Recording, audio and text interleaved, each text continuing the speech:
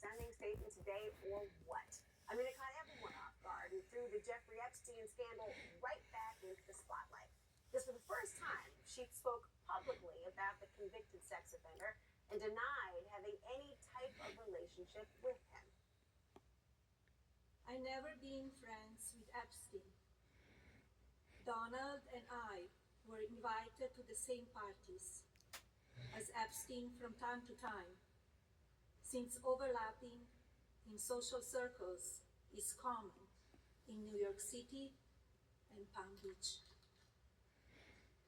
To be clear, I never had a relationship with Epstein or his accomplice, Maxwell. My email reply to Maxwell cannot be categorized as anything more than casual correspondence. And from the White House, she went a step further and blasted online rumors connecting her to Epstein. I have never had any knowledge of Epstein's abuse of his victims. I was never involved in any capacity. I was not a participant, was never on Epstein's plane, and never visited his private island. I have never been legally accused or convinced of a crime in connection with Epstein's sex trafficking, abuse of minors, and other repulsive behavior. Now, President Trump has called the Epstein scandal a hoax. But today, it was the First Lady encouraging Congress to keep investigating.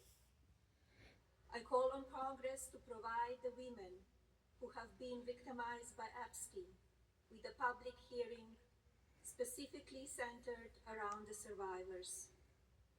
Give these victims their opportunity to testify under oath in front of Congress with the power of sworn testimony.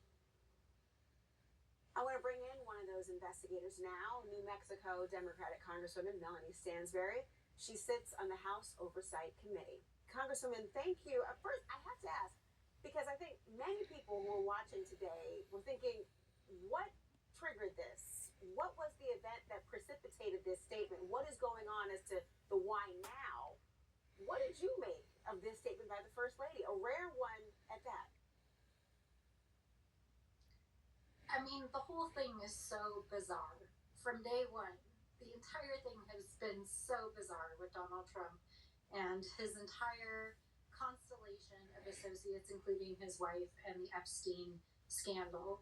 You know, I think my initial reaction was I didn't even understand what her statement was meant to convey. Obviously, she is trying to dissociate herself from Jeffrey Epstein.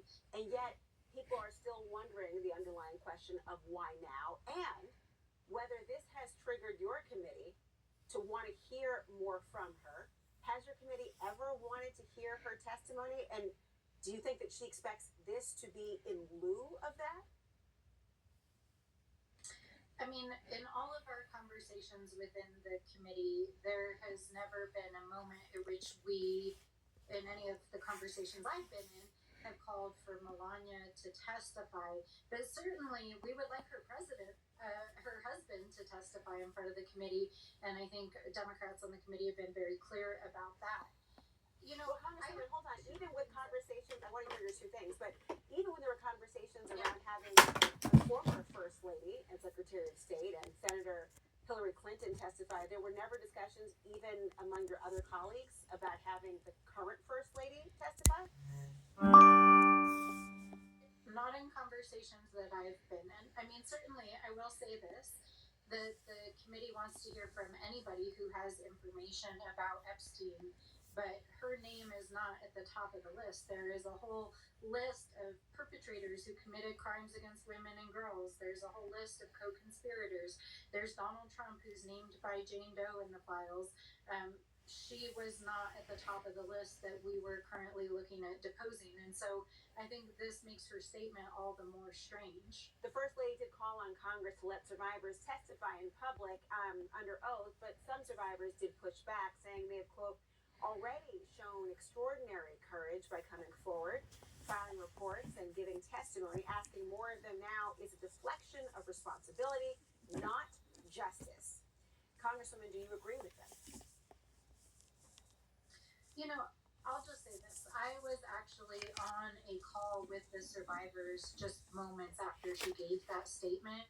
And one of the survivors said that they felt personally offended by her statement because they felt like it was essentially saying that it was on the survivors to come give public testimony, and it's on them to tell their stories again to the American people. And the entire point of this case is that there's been a miscarriage of justice for decades.